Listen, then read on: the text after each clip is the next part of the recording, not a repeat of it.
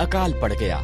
Elimelech, Naomi और उनके पुत्र भोजन की खोज में मोआब को गए। एलीमेलेक मर गया।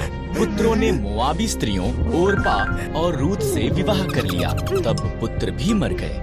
तीनों स्त्रियों के पास पति नहीं थे। जब इज़राइल में अकाल समाप्त हो गया, नाओमी ने घर जाने का फैसला किया।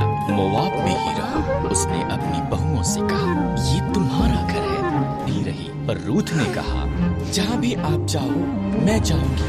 आपके लोग मेरे लोग होंगे, आपका परमेश्वर मेरा परमेश्वर होगा। रूथ और नाओमी इकट्ठे वापस इज़राइल को गई। ये इज़राइल में फसल के कटने का समय था।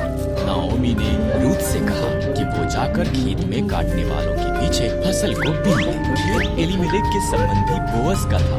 बोअज रूथ के पास आया। तुम नाओमी के साथ बहुत अच्छी रही हो। बोअज ने कहा, घर छोड़ना मुश्किल रहा होगा, परमेश्वर तुम्हें आशीष दे। उसने रूथ को भोजन दिया और अपने जवानों को उसकी देखरेख करने को कहा।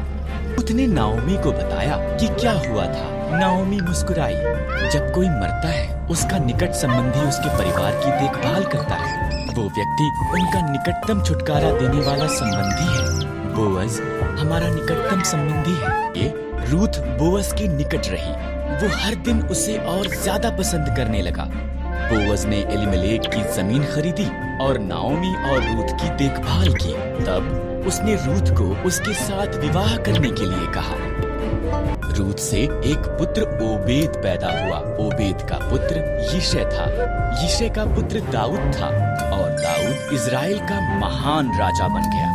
इसलिए परमेश्वर ने रूथ को आशीष दी, ठीक जैसा कि बोअज ने प्रार्थना की थी।